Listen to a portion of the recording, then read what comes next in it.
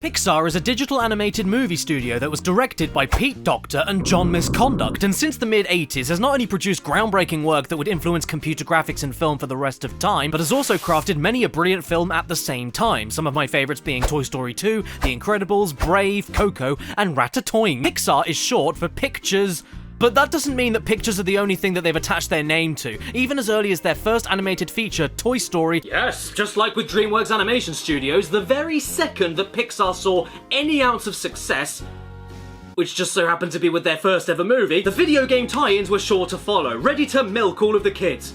Actually, no, that sounds really bad. Don't milk kids. And today I'm going to look at a load of them. To be honest though, I have higher hopes for these games going into them than with Dreamworks, not only because Pixar have a higher batting average of good films, but also a higher batting average of good games. At least from what I've played anyway. In the distant past on this channel, I've taken a look at 3 Pixar games, and I thought they were all pretty great. A Bug's Life on PS1, despite what critics that probably don't wash say, I think is a great time. A stage-by-stage collectathon and enemy hunting game with decent visuals, decent controls, and incredible music. Even better, at the end of the game, you get to chase down and stop Kevin Spacey from touching everyone inappropriately. How about Toy Story Racer? Another great PS1 game and one of the most underrated kart races of all time, if you ask me. With some of the smartest and most unique track designs ever, mixing with bouncy controls that feel exactly like you're messing around with an RC car. And of course, there's my personal favourite, Toy Story 2, which is basically if Mario 64 was thrown into the Toy Story universe with ingenious open levels to explore, tight responsive controls, badass power-ups, tricky challenges, amazing music, and a rapid-fire super laser. The other 19 games, though, I've never touched before. So let's touch them. Why don't we start off with the first ever Pixar game that was ever released, which is nowadays infamous for the weird as hell graphics, the uncanny environments, and really weird blocky gameplay. It's Toy Story on the Game Boy. Yes, remember this one? Toy Story 1?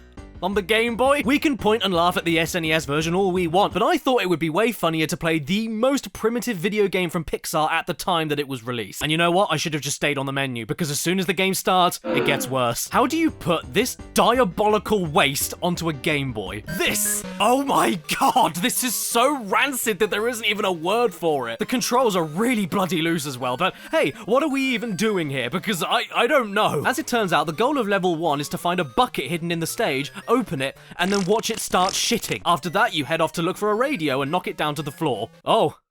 Hey. You okay there, Ham? This is one of the most mangled things I've ever seen. Why didn't they just do their own art style instead of taking the entire SNES game's graphics and trying to squeeze it all into a creamy brick? Just look at this aggressive amount of green. It's hurting my eyes. Do we need to call child services? Does Andy live in mold? What? That's it? The level's over? Woody, are you okay? Do I need to call an ambulance? Anyway, sorry, the controls. Yeah, I mean, I know you can't feel the controls watching this video, but I'm sure you can get the correct idea by just looking at this footage. This isn't Toy Story, it's Alien. Not just because of the green and black everywhere, but because we float around so much we must be in space. Just you try and do anything in this game. Just you try. And can I just ask, what is it with this game and excrement? Rex, you look like a gnarled up turd, and I'm really not a fan of your running animation. In fact, all of the animations in this game are buggered. What's going on here? Why is Buzz swimming in midair, and why is he splayed and waiting suggestively for me on the bed? Is it because I'm Woody? These levels go on forever, man. Look at this. How ridiculous is this? How big is Andy's room? Does he live in one giant corridor? What kind of kid is Andy anyway? Why does he have 1,000,000 copies of the board game Drafts, and why is he obsessed with this single book called The Fishman? So I suppose it's time for us to move on to the next game I'm going to be looking at. It's another Toy Story game at least, so maybe it'll be a lot better. Yeah, the Zizzle. What? You don't remember the Zizzle? It's a classic. No, it's not an overweight calculator, it's a video game system. Who designed this plastic shell? Buzz looks like a burn victim and Woody looks like he just survived Chernobyl, and this would be bad enough. But then you turn them around and look at them from the side, and these ugly skin grafts attached to this bulky chunk of plastic is not where the horror ends, because you turn the thing on and it speaks! And oh boy, does it speak. On this so-called Zizzle, you get a total of 5 missions to play, while holding the system with your left finger poking into Buzz's armpit. And as for Woody, We don't talk about Woody. This is what the missions are. Mission 1, you move left and right to catch aliens. Mission 2, you press one button to do a jump every so often. Mission 3, you hold left and right while hitting two buttons to do high and low attacks against other toys flying towards you. Easily the most challenging and mechanically complex game on the Zizzle. Mission 4, you move left and right to cross a busy road while avoiding cars. And Mission 5, in the saddest thing I've ever seen, all you do is scroll through 4 things you can make Buzz do and press a button to make him do them. You can put his helmet on and take it off, fire his laser, open up his wings, and make him talk. This mission clearly only exists for those poor saps of kids that weren't lucky enough to get an actual Buzz Lightyear toy back in the day. This was their substitute. Okay, then hopefully I can feel a bit better after I revisit a game I replayed countless times as a kid,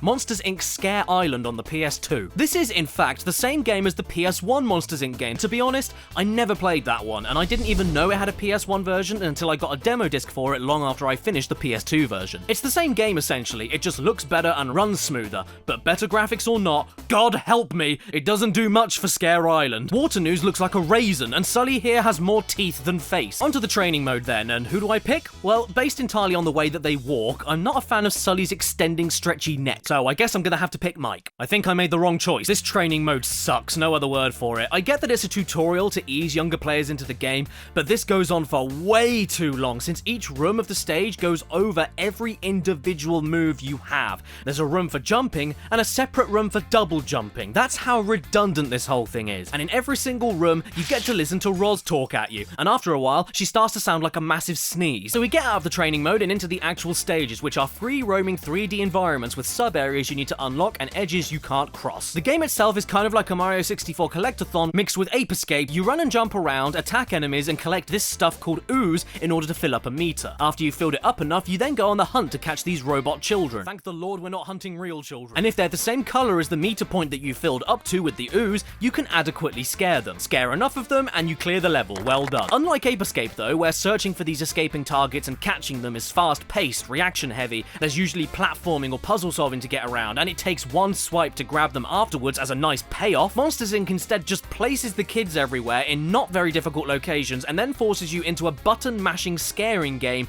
every single time you find one of these things. And the higher color level they are, the more button mashing you have to do. This gets immensely tiring insanely quickly. There's nothing fun about this, and not rewarding even slightly for finding these things in the first place, because you don't just get to pat yourself on the back and move on like in Ape Escape. To be fair though, it is funny once or twice to see some of the final scaring animations. In fact, while we're here, was I the only person in the world that thought it was completely backwards in the movie that Sully was considered the scary one and Mike was considered the funny one? The facial animations aren't the only things I'm not too sure about on the production value though. It's all over the place throughout the game. Check out these water physics. It looks like they're trying to escape the game. Sometimes the models look absolutely fine, and sometimes they make me want to off myself. And they also reuse the same victory animations for the monsters when they grab the main medal collectibles of the game, which is fine, but these animations are in sync with one specific line of dialogue, and the characters say different lines for different medals. For a nice bit of replayability, as you go through the game, you unlock more tools to use to access areas you couldn't get to before, and if you quit a level, thankfully, the amount of ooze and other collectibles you got on the level is stored, making the dashes towards the final collectibles and children to scare much easier. And check this out, you even get to race Randall as a makeshift boss battle, and these bits are really fun, I'm not gonna lie. Finding Nemo on the Gamecube. My first impressions with this game are not all that bad actually. This visual design is very appealing. I mean, this was made by Traveller's Tales, who have been known for quality when it comes to Pixar games, and the first level of this game is going to school. We start the game off with a cutscene from the movie featuring a child physically assaulting his father, and then we get to swim around like nothing ever happened. We get to see the two main types of gameplay here, side-scrolling linear segments with a few side paths to explore, and on-rail swimming segments with obstacles to avoid. We aren't given much time in these parts though before we're introduced to some more characters. This game takes you through the events of the movie in a style very similar to the underwater segments from Crash 3. In fact, Finding Nemo in this sense reminds me a lot of the Shark Tale game, except it doesn't make me want to kick my dog. Luckily, this is 10 times better in terms of controls and mechanics, and Finding Nemo doesn't try to do a million different gameplay styles at once, making it more focused, easier to understand, and way more enjoyable. The presentation though is the best bit. There's all these neat attentions to detail, like being able to dive out of the surface of the water, which serves no purpose whatsoever, but you can just do it if you want to. And the character animations in general are pretty great, especially when you're performing a certain move. Although I don't like it when Marlin tries to kiss me, I'm not a fan of that. These good visuals though come at a cost, a high cost at that.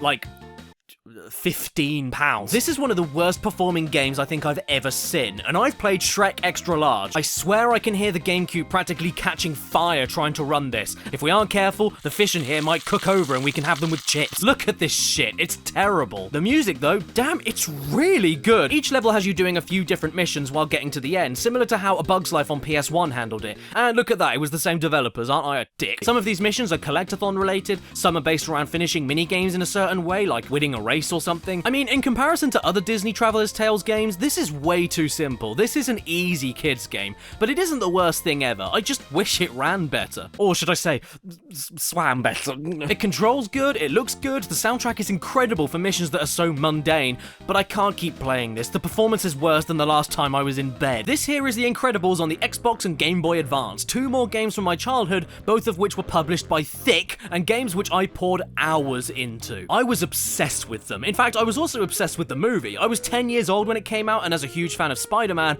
I hadn't seen a relatable superhero story told like this before. It captivated me. Do you remember Buddy? Yeah, that was me, but with a movie.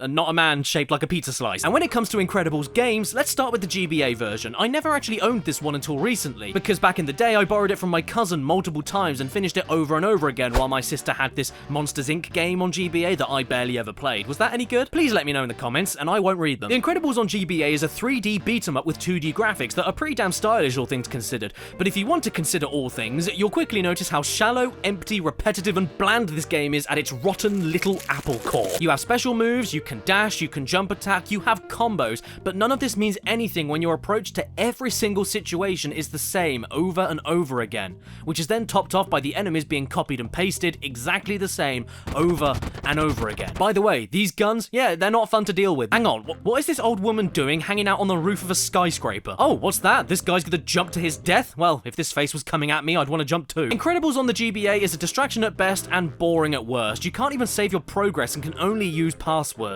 Yes, in 2004, this is pretty pathetic. And now we're onto the Xbox version, clearly and obviously the better game between the two, and the one that I spent the most time on as a young'un. You get to do all the things that superheroes do, like beat up bad guys, roll around in a force-fueled ball at 1,000,000 miles an hour to knock down guards and solve physics puzzles, turn invisible, try to get sticky bombs off of capes without actually trying to get the sticky bombs off of capes, race the school bus to school in the middle of broad daylight when you're supposed to be hidden under cover, save all of the civilians, and get to the scene of the crime just in time for your chin to save the day. Just like the GBA version, this is a beat-em-up game, but just way more varied, interesting, explorative, and there's more powers to use, more platforming, and I mean, it's on the Xbox, look at it. You also get to crush people under steel girders in a kid's game. The game looks pretty good for an Xbox title, you know, except for Mr. Incredible's crouching animation, and for some reason, there are quite a lot of graphical oddities and texture glitches in this game. The cars have metal nipples. Maybe it's because I'm playing this on the Xbox 360, but I don't know, man, some of these things just feel like they're part of the game to me. This is the greatest graphical bug I've ever seen, and it's absolutely terrifying. Not only does the wall dress up as Mr. Incredible, but the floor does, and even entire skyscrapers. Look at this. I know Mr. Incredible is big, but he's not that big. Sadly though, for as much as I loved this game as a tot, especially the Violet and Dash ball rolling stage,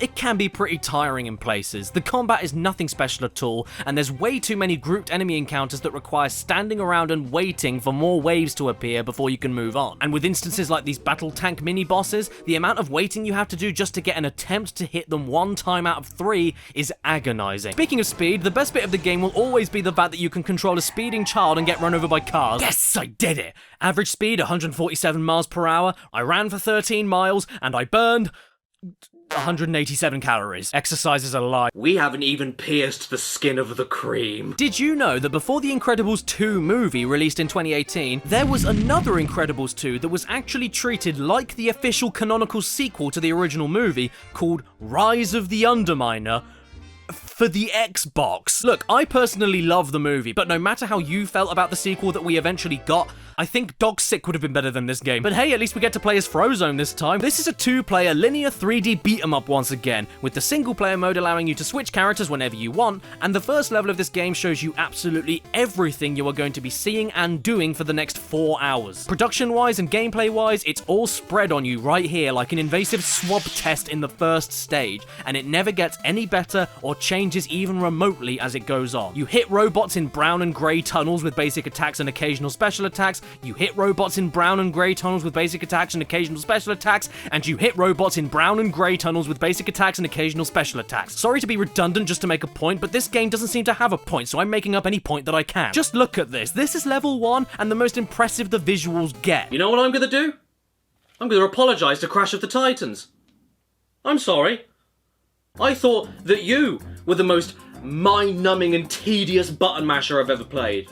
Sure, the basics of the game are the same as the first Incredibles, running, jumping and attacking, but in comparison, this is soul-destroying. Unlike the first game, you can't explore around these areas, there's no branching paths, you're outright punished for thinking outside of the box, and the upgrades you can buy with XP points just end up making the same 4 moves you already do hit a little bit harder. Speaking of, do you like robots? Do you like these robots? Well, I hope you do, because they are everywhere from the start all the way to the end, shamelessly copied and pasted all over the place, and strategies to fighting them amount to hitting them very quickly or sitting there like a dope and waiting for them. I got so bored of this game that I actually ended up using cheat codes to unlock every level just to see if things improve later on.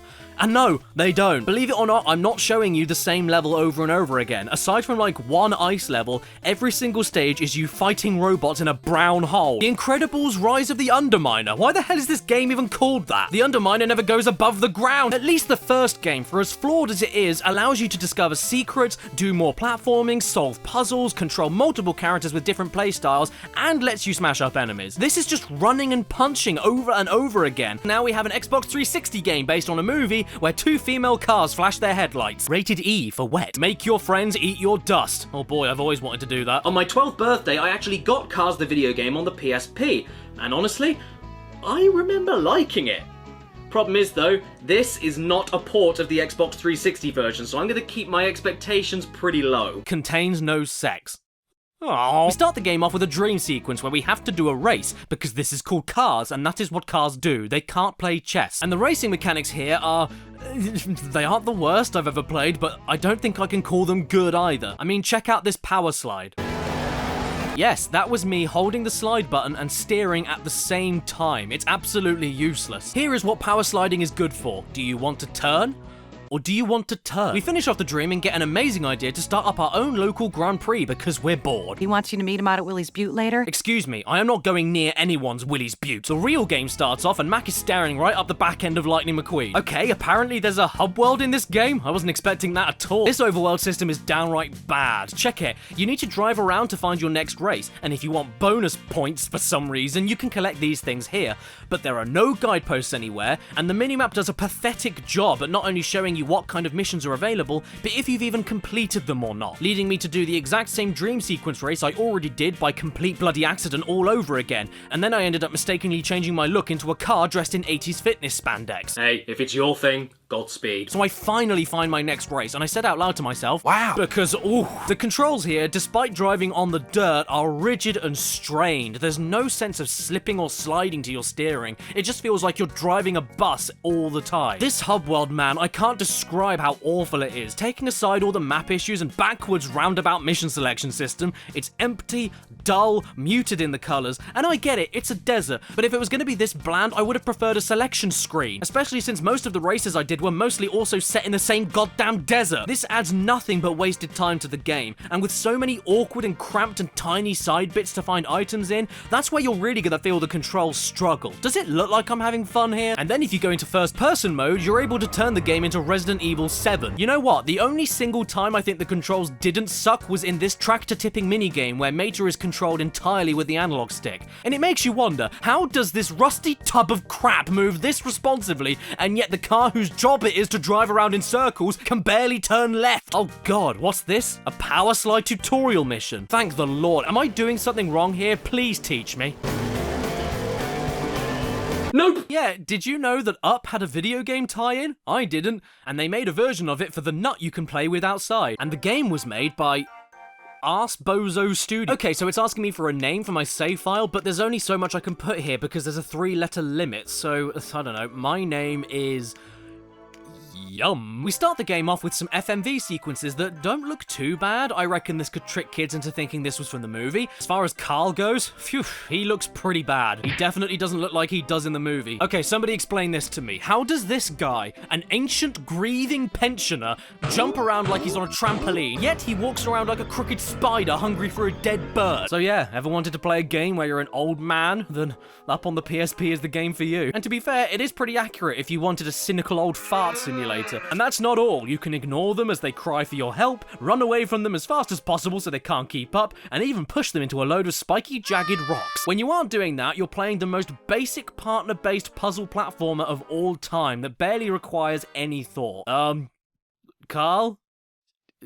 Are you okay there, Carl? As for the mechanics and controls, well, they don't even work half of the time. Like here, I get captured by this trap, get told to spam X in order to escape, but it never ever works, and I end up losing health and resetting the puzzle every single time. What am I doing wrong here? Aside from that though, Up is painfully easy to the point of sleep-inducing. I know this is only stage 1, but this is a flat-out depressing looking game. We've got old men doing trapeze gymnastics and a small child who can throw adults over their shoulders. My god, when did this game turn into a government warning about steroid abuse? You tap X over and over again to move forward and try to fit through tiny gaps with water physics stopping you and crocodiles in the way. Yeah, I'm done. This game is way too dull for me, so I'm stopping.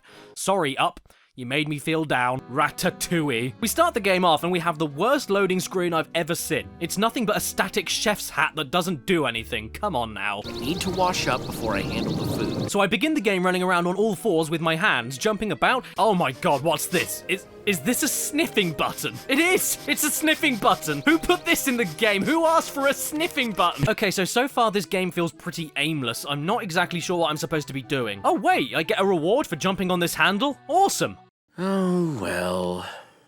What a great reward! I don't know. Is this the way I'm supposed to go? Ah, look at that. I got an achievement for jumping on a stump. You're one of those games, aren't you? Sound design isn't the only problem I have with the presentation, though. What is going on with the floor here? It looks like the floor textures load as Remy runs towards them. Is this texture pop-in that follows your feet? I've got to carry on, though, so let's just do that. I'm being shown how to carry and place items now. Not to mention, this is not a very polished platformer we have. I got stuck on grates all the time while climbing them, and oh my god, what is going on here? I'm not a rat anymore. I'm a hybrid between a slug and a sausage. I think I'm gonna be sick. Okay, you know what? I'm convinced now. This old bag has some kind of gang operation running. A rat this size heading towards a window that fast would break it. How am I so close to this woman's legs that I'm practically looking up her skirt, yet I'm not dying? And pray tell, why do I activate a mousetrap right here and brush it off like, I'm okay? After this tutorial segment, we then end up on the main game and collect a certain amount of items by jumping around in order to go back to earlier areas and unlock minigames to complete, and therefore progress through the game. You know what other game works like this? Yes, Shrek's Treasure Hunt on PS1, but now instead of being a stinky ogre,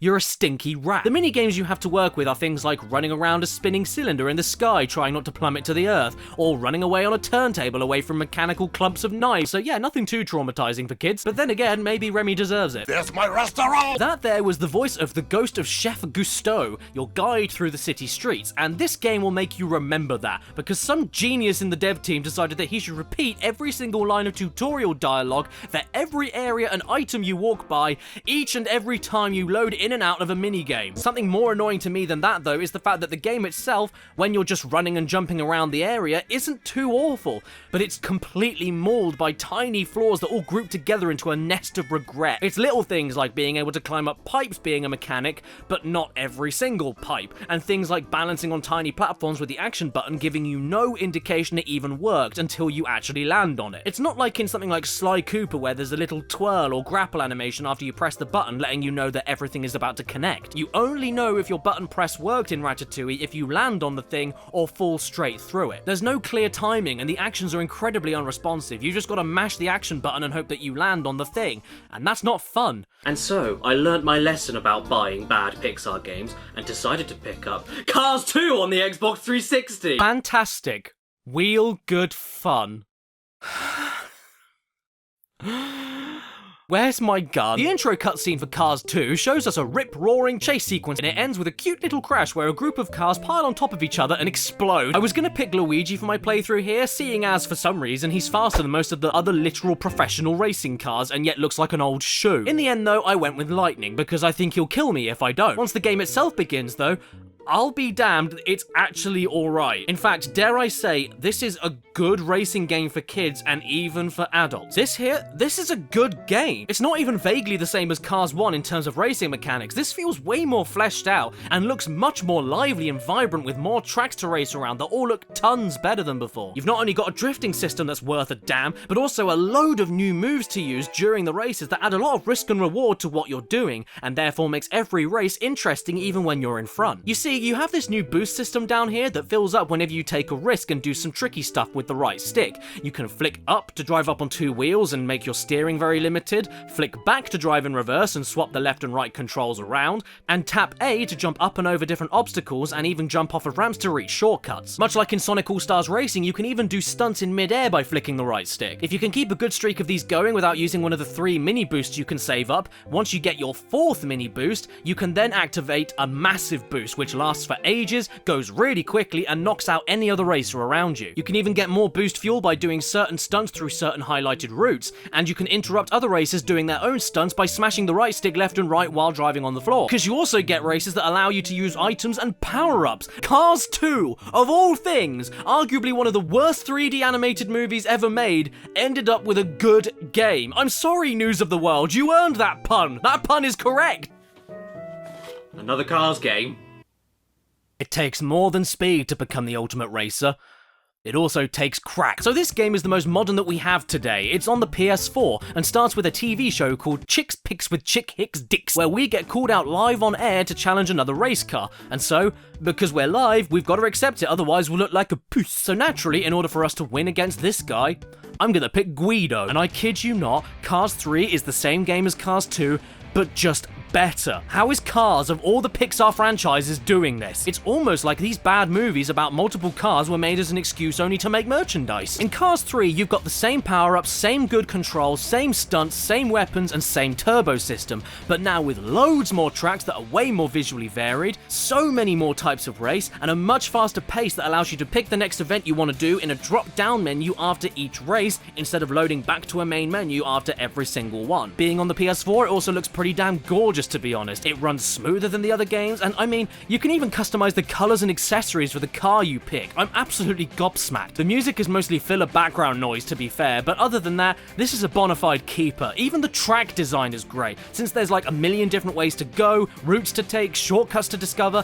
and because of that, it makes the computer players an actual challenge, even on normal difficulty. I nearly lost plenty of races because of the added challenge here. I'm amazed, I've got to be honest. Oh look, it's more cars, but now it's all about Mater. Who asked for this? The first thing you see in this game is Mater himself with his face right up to the camera and his tongue sticking out. Remind me why anybody asked for this game? You want to know about this game? I'll tell you. It's Cars 1 again. Yes, I'm not pulling your jammies. This is the same bloody game as Cars 1, all the way down to the bony little finger. Same hub world, same objective markers, same races, same collectibles, except now we have missing sound effects for some reason. The only things I can give Mater National some credit for are that firstly, you don't really play as Mater, so why'd you have to scare me like that? And secondly, the controls and physics are a little bit better than the first game. You actually slip and slide around the dirt like a rally car this time, and the power slide actually makes you drift a little bit. There's a pretty useful tight turning button, there's more mini games, there's a recharging boost system, and the map actually shows you what events are around you and which ones you've already completed. However, this is still pretty mindless stuff. You race on identical tracks over and over again with barely any different stipulations, and if there's anyone out there who knows how to do the best single lap around everyone in town, it's Trollop. I'm a little bit concerned at all the adverts in this game though. Shifty drug? What the hell do you think they sell there? Do you think they would help me leak less? Okay, in all seriousness, we're done now. Not because there's no more games of Cars, there's plenty of them, but I'm just sick of looking at all of them at this point. Wally on the Xbox 360. Well, yeah, it's supposed to be Wally. The holographic sleeve on this thing is completely Borg. Anyway, we start the game off with a lovely little cutscene, and then I got an achievement already for watching a cutscene! That has got to be one of the most pitiful participation achievements of all time. And I got one for pressing the left trigger in B-Movie. Oh no, watch out. Rex. What are you doing here? You're in the wrong game. Did you try and escape the Zizzle? So far, this is looking like a pretty substandard platformer, huzzah. But at least I can say that the controls are stupidly fun here. Not only can you roll up into a cube every time you jump and then hold the jump button to stay in cube form, which is a brilliant way to get around, especially downhill, and feels very, very fun to pull off, but you can also carry things and throw them with very snappy controls, and you get to carry 3 things at once. What we have here, at least from what I played, was a linear puzzle and physics platforming game, and to be fair, it's pretty damn fun for a kid's game. Not only because the puzzles are pretty fun, but because Wally is an adorable little nugget to control around. I have to mention this roll again. I can't describe how zippy and smooth this is to pull off. But that's not all we have. The platforming isn't too bad either, and there's a nice balance between exploration to find batteries and puzzle solving with grabbing the correct kind of object and throwing it into the correct place to make things happen at the correct time. Only problem is, yeah, the camera is not very good at all. I do kind of like the visuals here though. It captures that sheer desolation and sprawling urban jungle atmosphere perfectly, even to the point of the dystopian nightmare consumerist pristine spaceship aesthetic being nailed later on. And if you like the movie, the amount of Easter eggs and details are off the chain. I loved seeing the broken road signs named after the evil corporation By and Large, and when the autosave came up and told me that it was sponsored by By and Large, I giggled a bit. You even get to play as Eve in her own unique sections sometimes. You've got on-rails tunnel flying while you blow things up with lasers, and open-world flying scavenger hunts. And much like with Willy, these bits control great as well. Just look at how responsive the controls are, even on a slippy surface. Wherever you point the stick, you turn. No delay, no slow turning, the weight feels right, and it's these controls alone that make the whole game pretty damn good to play. Oh! Ratatouille! Yes, everyone, the game based on the movie, plus the dump truckload of ports, wasn't enough for the sweet little rodent. He also felt like he needed an exclusive side game for the Nintendo DS. Oh no, is the whole game gonna look like this? Yes, it is. This is just horrendous. This looks like shovelware, not a Disney Pixar branded game. This is worse than a Ratatouille toddler's coloring book. And all of the characters' noses look like sacks. In fact, I was so distracted by the ugliness of this thing that I actually have no idea what's going on. I clicked on a new game file, I get given a loading screen, and then there's a mini game. No backstory, no instructions. What am I doing? Am I sticking the same ingredients together to make a good soup? But Remy is giving me the ingredients himself. Why can't he just wait for all the same ingredients to come up and then give them to me all at once? Who cares? I figured it out at least, and I think I'm doing pretty well. It turns out that after you make a lump of dump, you just tap the screen to grab it with your fork, so that's good. On to the next minigame immediately. What? No bridge? No story? No main game? No. This is a minigame set that is only a minigame set. We're now slicing things with the stylus, and that's it. And then we're cooking things without moving any of the cookware. I'm sorry, what is this game? Why is it a game? What's the point of anything that I'm doing here? For 2 screens and touchscreen capability, this is one of the most restrictive and shallow games I've ever played. There's nothing here. You just jump from minigame to minigame with no scoring system, no linking segments, no rewards. I mean, cooking games on DS go together like bread and butter, right? It's touchscreen. It couldn't possibly be that difficult to make an engaging game, could it? Cooking Mama did this pretty well. Hell, there's even more complexity, variety, and content on the Mario 64 DS minigames, and they weren't even the standalone game. Peppa Pig on the DS offers you more than this. Peppa pricking Pig! So by playing this game, I must ask, am I brave or stupid? Well, I can tell you one thing at least. I've seen this bloody lamp bouncing on this bloody letter so many times now that I want it to fall through the floor. Merida! Whoa! What happened to you? When did that dead cat get on your head? And despite how middle of the road it is, I think this is the best Pixar game I've played for this video so far. It's got elements of a twin-stick shooter for your fast-draw bow and arrow mixed in with basic combos and upgradable moves. And you can even unlock new moves to use like dodge rolling and different aerial attacks. Combine that with a few puzzles here and there, and different elements for your weapons to switch between to take advantage of enemy weaknesses and level obstacles, and I genuinely am not fooling around when I say this is a really damn good kids game, and I think you should— Ooh, this game has Kinect on it! Excuse me. What is going on with this bollocks? Kinect, help me please and answer me one question. Why don't you work? Brave on the Xbox 360 allows you to head to an archery range with the Kinect, and precision aiming a bow and arrow with dated and terrible body sensor motion controls goes just as well as you'd expect it to. If it doesn't register your aiming hand and where it's pointing, it doesn't register your drawing hand, and if you somehow manage to get that all working, letting go of the arrow is another thing entirely. What am I doing wrong here? You get 3 games to pick from here. Who cares? Piss off and leave me alone to cry. It doesn't matter because they're all the damn same anyway, at least when I'm even able to aim at the damn menu commands and make them go. When something even as simple as menu navigation doesn't work and screws you up, you know the rest of the game isn't gonna work out for you. Brave as a kid's game itself is pretty damn good, but the Kinect add-on is the tambourine player of the school band. It's irritating, nobody wants it, nobody likes it. Now, I've also heard through the grapevine that there's actually a Toy Story Kinect game somewhere out there, but I don't have that, so I suppose I'll save it for another video. Anyway, while we're on the subject of Toy Story, here is Buzz Lightyear Star Command on the PS1. Before we get into the game, can I just say one thing? I never watched this show, but the movie Buzz Lightyear Star Command, as far as a cheap spin-off goes, I really like. It's pretty funny, actually. And appropriately, the video game tie-in is also making me laugh, but not in the right way. We pick our first mission and get treated to a phone call, which I honestly zoned out from because this dude just kept saying the same words over and over again. Getaway spot. So Star Command on the PS1 is a corridor running and gunning game, and when I say that, I mean that's all you do. You run, jump, and gun, with floaty as heck controls and one of the worst camera systems I've ever seen that can't be controlled. But there are a few other things you can do. You can collect hidden little green men for extra bonuses, you can pick up and collect credits to buy new upgrades and weapons throughout the level, and you can strafe left and right. You've also got to fight bosses and arrest them.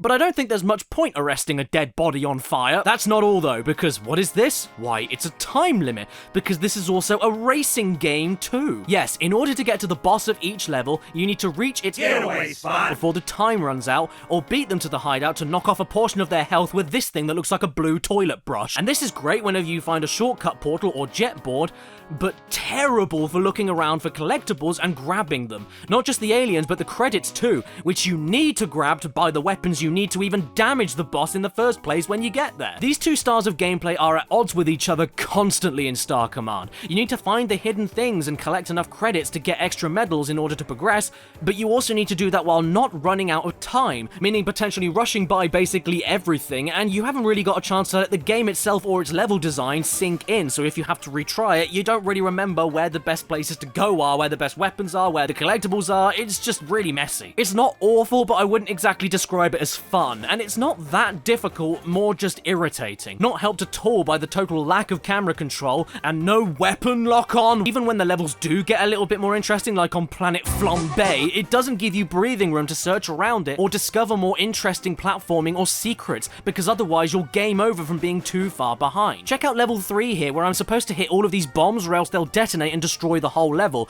but I'm given a jet board really early on because of how fast this joker is, so I ended up missing one of the bombs in the level as I was heading for a shortcut which I thought I was supposed to do, but nah. And when I finally did perform everything correct on this level, I accidentally activated a power-up for Booster, who looks like a giant beat, to come down and smash everything, causing the bad guy to get ahead of me, which means that the level itself never pauses, which means if my countdown clock was running, I might have lost the level right there, completely out of my control. So why don't we end this marathon off with a quick look at Toy Story 3 on the 360, which, by all accounts, is one of the best Pixar games ever made. It opens up with this fantastic intro stage playing like a mix of Crash Bandicoot-styled animal riding, Uncharted-style platforming, and Red Dead Redemption 2 train hijacking as we brutally murder a load of aliens by throwing them onto the metal tracks at 90 miles an hour. We also put a load of cows onto a catapult because they're old and I can't milk them anymore. After this segment, you're thrown into the hub world of sorts, and this isn't any old hub world where you just pick levels. It's a massive level in and of itself, set in an old western town that you are the sheriff of, with a million pieces of clothing to collect for your villagers,